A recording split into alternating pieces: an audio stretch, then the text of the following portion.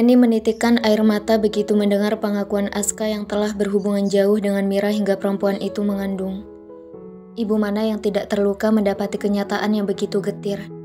Ia mengandung, melahirkan, dan membesarkan anak dengan segala perjuangan dan pengorbanan. Sedang di masa dewasa, sang anak menoreh luka dengan berbuat asusila. Sejak Aska remaja dan mulai menyukai lawan jenis, tak henti ia mengingatkan untuk berhati-hati dalam pergaulan. Jangan sampai berpacaran kelewat batas. Anak yang selalu membanggakan dengan prestasi belajarnya, prestasi kerjanya, kemandiriannya setelah dipercaya mengelola perusahaan sang ayah, kini meremukkan hatinya. Weni tak bicara sepatah kata pun. Ia berlalu meninggalkan ruangan dan menaiki tangga menuju kamar. Aska pun hancur melihat sang ibu terluka. Ia menyesal telah mengecewakan sang ibu. Selama ini ia berusaha untuk tak menjalin hubungan dengan perempuan melebihi kewajaran. Pergaulan di nightclub dan teman-temannya yang hidup bebas telah mempengaruhi gaya hidupnya. Ia menganggap komitmen itu tidak penting. Ia bersenang-senang dengan perempuan meski tidak sampai keranjang. Hingga akhirnya, ia penasaran seperti apa rasanya berhubungan intim dengan perempuan.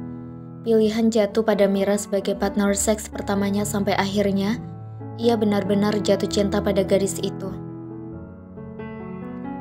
Hermawan menatap tajam Aska. Satu kata mengakar begitu kuat. Kecewa.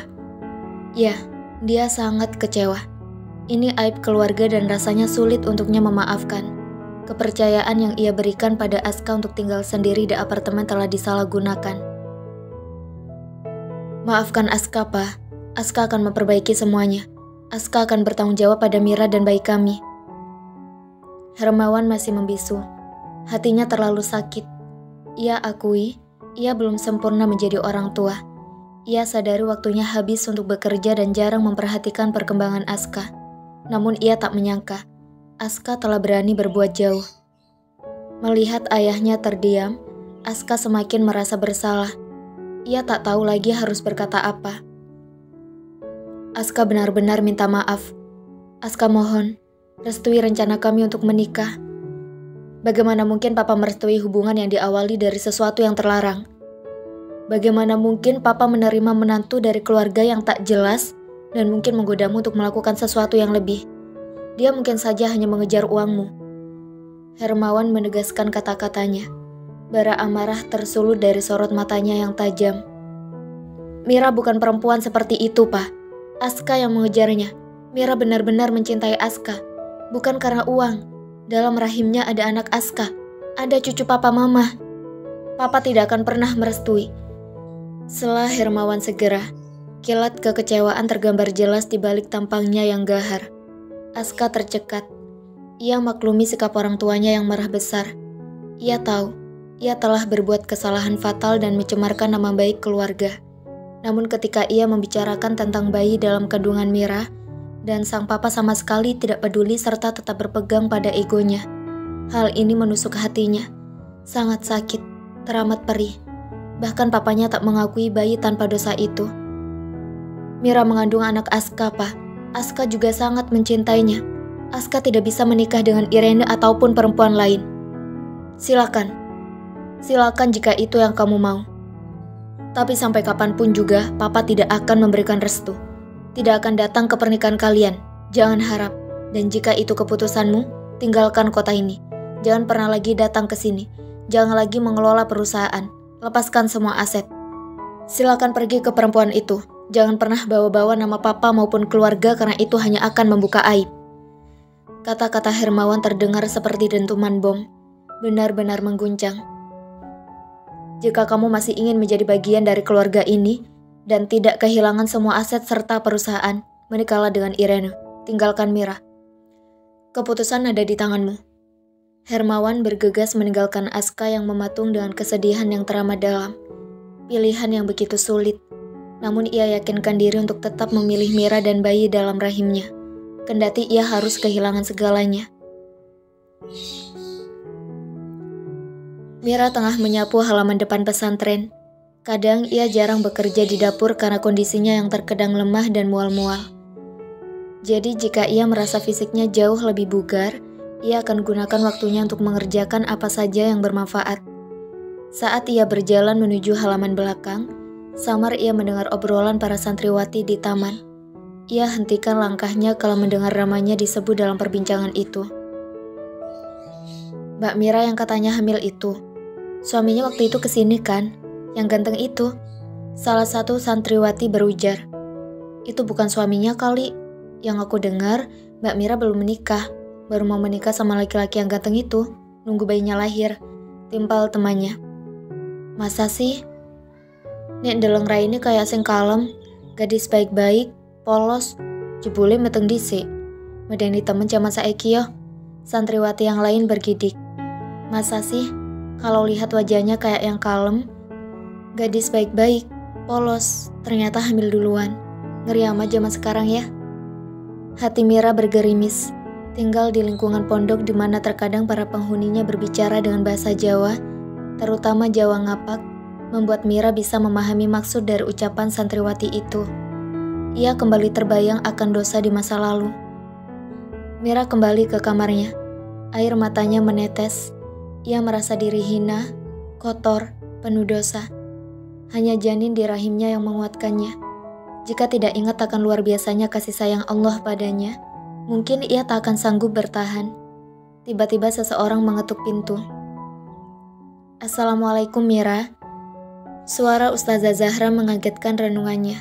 Ia menyeka air matanya dengan gerak tangan sekelebat. Waalaikumsalam. Buka aja pintunya Ustazah. Mira, kamu habis nangis. Tadi saya dengar isak tangis dari kamar ini. Ustazah Zahra duduk di tepi ranjang. Saya teringat akan dosa-dosa saya. Apa Allah akan mengampuni saya sementara dosa saya sudah teramat besar? Mira menangis sesenggukan. Disekanya bulir bening itu berulang kali. Ustazah Zahra tersenyum. Allah itu Maha Pengampun. Mira jangan berputus asa dari rahmat Allah. Dalam surat Az-Zumar ayat 53, Allah berfirman, katakanlah, hai hamba-hambaku yang melampaui batas terhadap diri mereka sendiri, janganlah kamu berputus asa dari rahmat Allah. Sesungguhnya Allah mengampuni dosa-dosa semuanya. Sesungguhnya dialah yang Maha Pengampun lagi Maha Penyayang. Mira tersentuh mendengarnya. Ia tahu Allah Maha Pengampun. Tiada keraguan di hatinya. Ia hanya terlalu bersedih teringat akan dosa-dosanya di masa lalu. Banyak surat lain yang membahas tentang hal ini. Misalnya dalam surat At-Taubah ayat 104. Di dalam mereka mengetahui bahwasanya Allah menerima taubat dari hamba-hambanya dan menerima zakat dan bahwasanya Allah Maha Penerima Taubat lagi Maha Penyayang. Mira membeku. Hatinya yang bergerimis sesaat kembali bersinar, seperti disinari mentari. Harapan itu masih membentang, dan ia masih memiliki kesempatan untuk bertobat dan terus memperbaiki diri. Jangan sedih lagi ya Mir, sekarang fokus untuk ibadah. Jaga kesehatan kamu dan bayimu. Jangan pikirkan hal-hal negatif. Penting untuk kita tetap berpikir positif. Ustazah Zahra mengusap bahu Mira pelan sembari mengerlingkan senyum. Mira mengangguk pelan. Segaris senyum melengkung di bibirnya. Makasih banyak Ustazah. Alhamdulillah, saya lebih tenang sekarang. Alhamdulillah, sebentar lagi azan asar. Siap-siap wudhu ya untuk sholat asar, ujar Ustazah Zahra lembut. Mira mengangguk sekali lagi. Seusai sholat asar, Mira merasa jauh lebih tenang. Tak lupa ia berdoa agar Allah senantiasa menuntunnya dalam keistiqomahan. Ia juga berdoa agar diberi kelancaran sampai melahirkan nanti. Juga diberi kelancaran untuk pernikahannya nanti bersama Aska. Ia sudah menghubungi ayahnya. Ia dapatkan nomornya dari Uwadini, tetangganya dulu saat masih tinggal di Bandung. Sang ayah kerap berganti-ganti nomor handphone karena untuk menghindari orang-orang yang menagih hutang. Meski hubungan mereka tak begitu baik, sang ayah berjanji untuk datang ke pernikahannya dan menjadi wali nikahnya. Mira berjalan menuju dapur. Sebelum tiba di sana, Salma, sesama tukang dapur memanggil namanya. Mira, ada apa Salma? Salma menunjukkan layar ponselnya. Mira memicingkan mata membaca berita di Instagram. Aska Putra Nugraha, CEO perusahaan Nugraha, putra dari Hermawan Nugraha resmi bertunangan dengan Irene Anindita selebgram tenar. putri dari Tommy Sanjaya, pengusaha yang mendapat predikat sebagai pengusaha properti terbaik tahun lalu. Ini Aska calon suamimu kan? Kok dia tunangan sama orang lain? Salma mengernyit. Dada Mira terasa sesak, seperti dihimpit batuan bertonton beratnya. Ini berita yang sangat mengejutkan. Ia tak menyangka Aska mengkhianatinya dan memilih bertunangan dengan wanita lain. Seketika air mata itu mengalir meleburkan segala rasa yang terlanjur mengendap.